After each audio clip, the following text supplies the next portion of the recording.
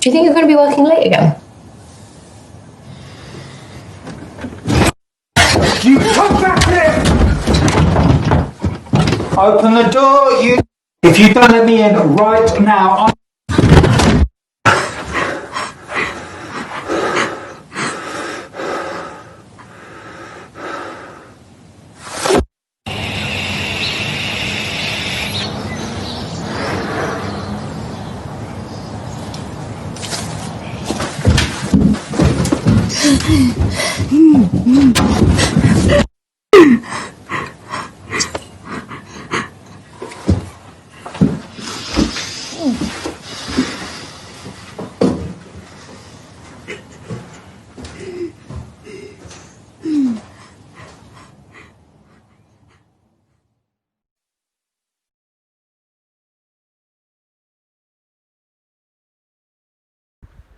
My name's Dave. I'm making this video looking at pyrography.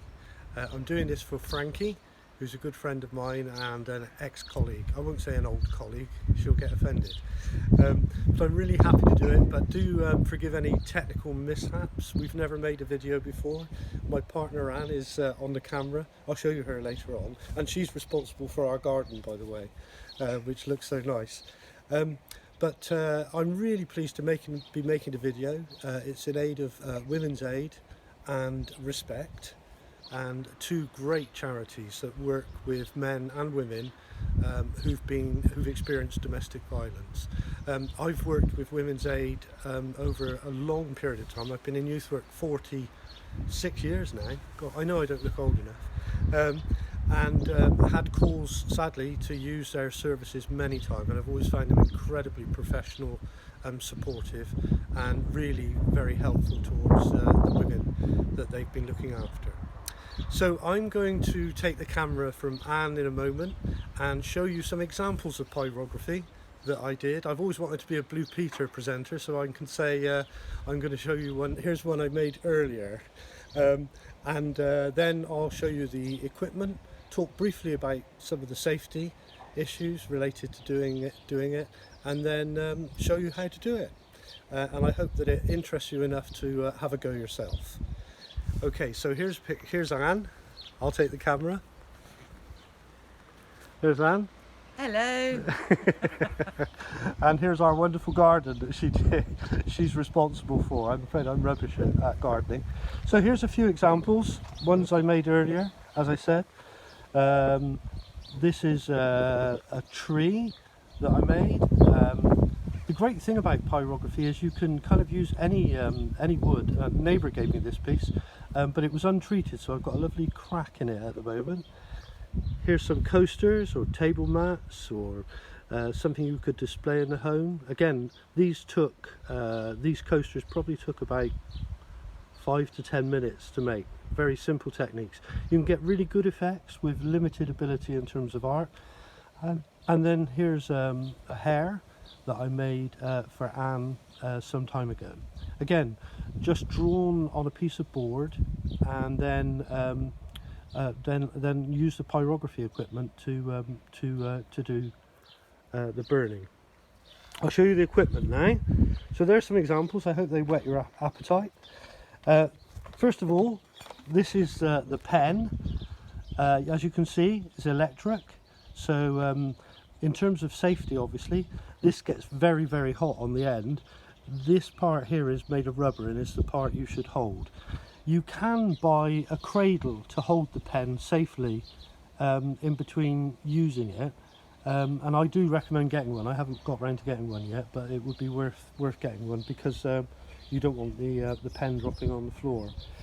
The other essential pieces of equipment are a pencil for drawing, a rubber, because when you finish the pyrography you can rub out any marks that you've got on the wood. A pair of pliers is very important because obviously the nib of the pen gets extremely hot, and the only way that you can change nibs is to use a pair of pliers. The blue tack I use as an alternative form of rubber for small places. The equipment, by the way, the pen I bought on Amazon. Other retail outlets are available, and I think it costs, well, you can buy one for anything between about £25–30 up to £80 for really posh ones. The wood that you can see here, this is a coaster, or it could be actually a lovely Christmas tree decoration, because they come with holes in. Again, I bought those from Amazon. You get about 20 or 30 of those for £10.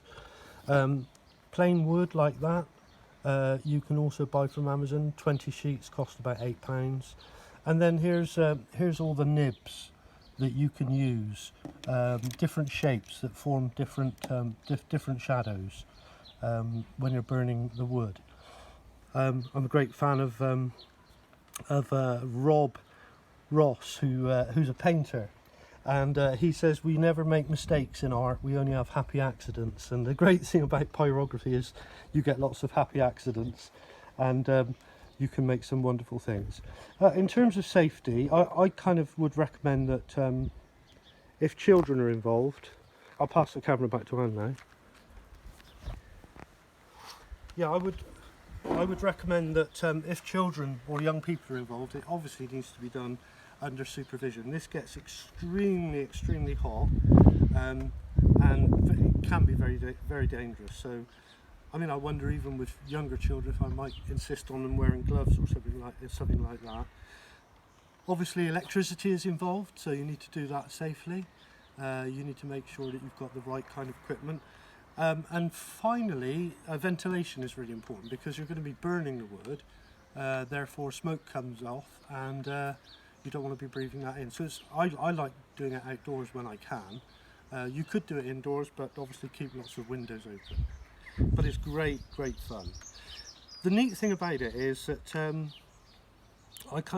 the best description I've found of the process is that it's like drawing in slow motion. So, for example, on this small coaster, I'm just going to produce a couple of flowers. So on the nib at the moment, I'm using a shape which looks a bit like a leaf. It kind of doubles up as the scales of a dragon as well, if you want, or if you wanted to draw a lizard, which we might do later on, then you could use it for that. So what you do is, it's kind of it's a bit like drawing in slow motion. You place, I mean, I've not done any design on this in pencil. I'm just starting straight away.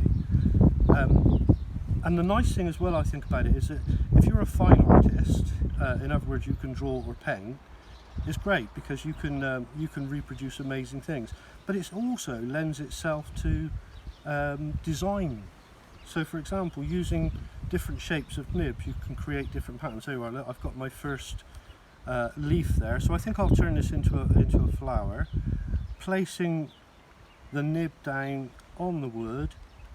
Need to hold it there for quite a while in order for it to make its mark. The longer you hold it on the wood, the darker it becomes. And if you've got a nib a bit like this one, obviously you need to move it gently to ensure that every surface of the nib you're using touches. See, I've missed a surface there. So what I'm going to do is go back on there with my shaky hand, and then I'll press slightly to the right, because I obviously missed that, like that. And so you can, as you can see, we've got the kind of outline of a, I don't know, perhaps it's a sun, or perhaps it's a flower, not quite sure. Happy accidents. There we are. Oh, and in the background you can hear the church bells of Timsbury St Mary's Church. There we go. So I'll burn that design in. We've discovered that we can't pause the video and restart, I'm afraid. So if it sounds disjointed, that's the reason. No time to think and prepare. And also, if it rains now, we're going to stop and finish early. But there we go. You can see the kind of the general approach. So what I'm going to do now is, oh look, you see I haven't done that for long enough, so it's not burnt in well enough. What I'm going to do now is just finish this brief design. Then I'm going to change the nib, and as I said earlier, the only way to do that is to use pliers because they get very, very hot. So there we go. Take this nib off. And the other thing I've learned is that when you take them off, remember to ensure that you put it down somewhere safe. For example, if I just plump this down on the table now, we'd have a lovely mark in the table. Which is incidentally another great thing about pyrography, is that if you've got some furniture that you wanted to decorate, you could do that. Coffee tables, stools, things like that. You could put all kinds of design in. I've discovered though that if the table is varnished, it doesn't work quite so well. So with this nib, I'm going to just start the screwing quickly like this, but you only do that briefly because it gets hot very quickly. Then finish tightening it up with your pliers, like this.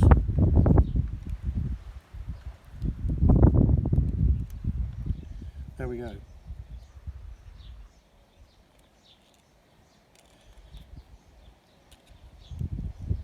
I tend to make sure that everything is screwed on tightly. Obviously, if you don't screw it in tightly enough, you don't get a good connection, and therefore the heat won't travel to the nib. So with this, while that's heating up, that's the other thing you need to remember, is that the nib will need to heat up between when you change them. So on this, I think what I might do very, very quickly is do the outline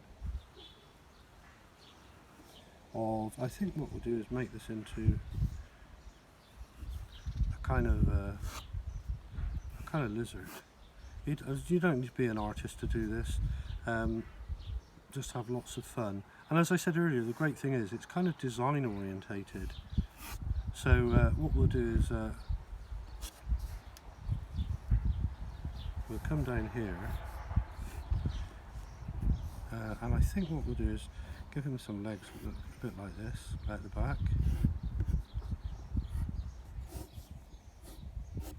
And then we'll create a bit of a loopy tail that looks like that. And don't worry too much about the drawing, on the basis that, of course, if I wanted to extend the head, I'll do that. If I want to change the size of anything, I can do it. This is only in pencil, so we can rub it out afterwards.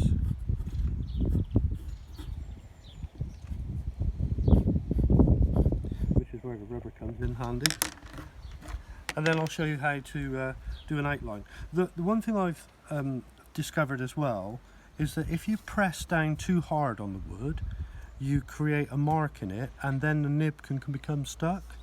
So on this lizard, I think what I'm going to do is just very slowly use the side of the nib to create the burn marks. And as you can see, as I said earlier, it's very much drawing in slow motion. So keep the nib on the wood, and you can see how it darkens down. If you make mistakes like I did then, in terms of direction, you can always go over that later on.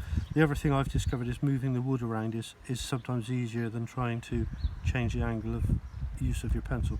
Sometimes you get, like you can see here, it's not burning consistently. Don't worry too much about that, because that can become part of your design. In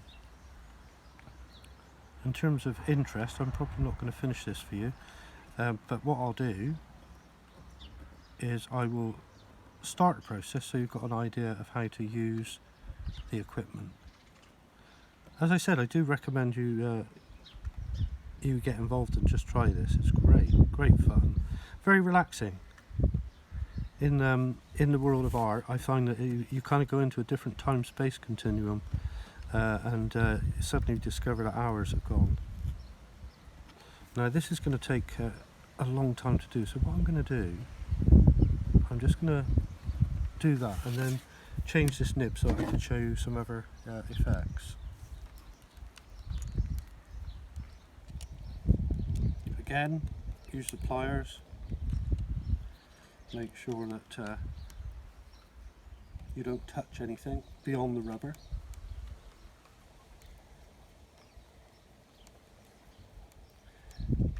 And I think what I might do is, I'll put that down there because it's concrete. I think I might try something with, just maybe to show you some shading. Let's use this one.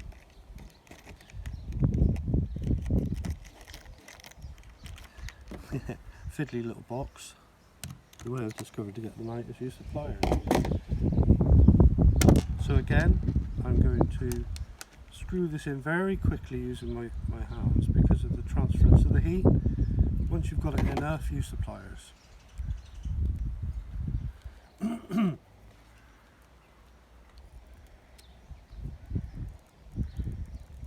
again, I'll leave that briefly so that it heats up properly.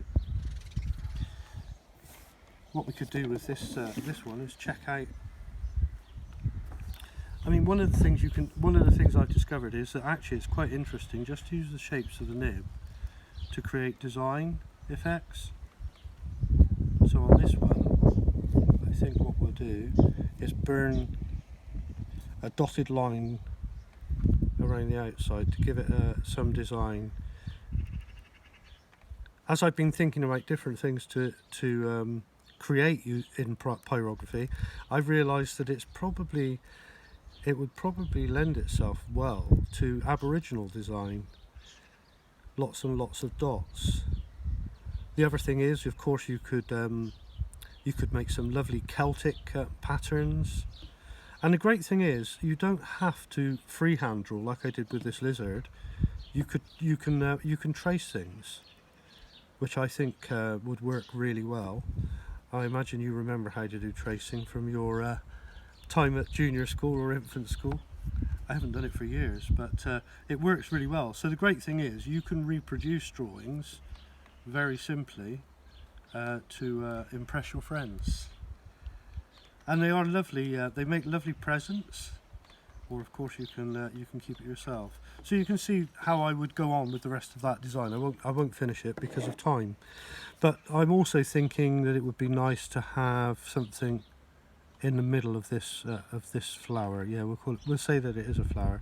So again, I'm burning in, and I think I'll just make some lines here. That's quite interesting, and perhaps we'll grid it. You can see lots of forethought has gone into all this. Not. Oh, and perhaps if we used a straight line, we could enhance the sense of these being petals by burning into the petals, so that we've got that kind of nice effect. And as I said earlier, remember, the longer you leave it on, the darker it will become.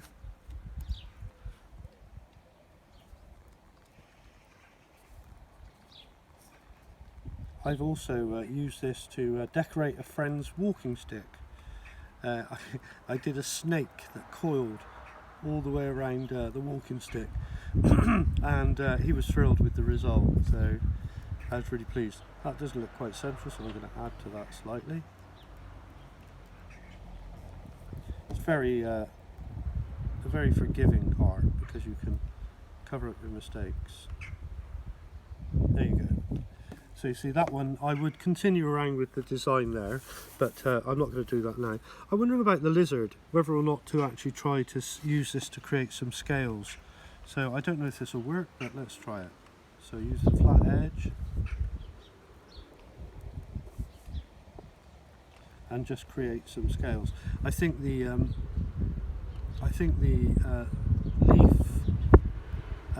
nib that I was using earlier would be really good on this. But this just gives you an idea of what's possible. The great thing is the shape of the nibs vary significantly. Let's give him a little forked tongue. I don't know if lizards have a forked tongue, but this one does. And as you can see, if you, if for example, I mean, if when I finish this, I think it would look quite interesting with those scales. When I finished it, I might well also just create some shading by going faster. You see, if you go faster, and again you get some of Bob Ross's happy accidents because of those lines. So we're going round there.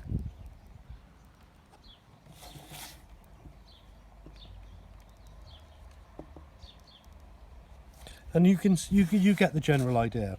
I don't want to go on ad nauseum because it would be boring for you to watch that. Anyway, I really hope that you've enjoyed the video. I do hope that you might try it yourself. Lots and lots of fun. I don't know, perhaps what we could do is use Frankie's Facebook page as a way of showing each other what we've achieved. So I'll certainly put these up when I finish them to show you. But I hope it's whet your appetite in terms of giving pyrography a try out. Lovely to meet you, and I hope you've enjoyed this video. Bye for now.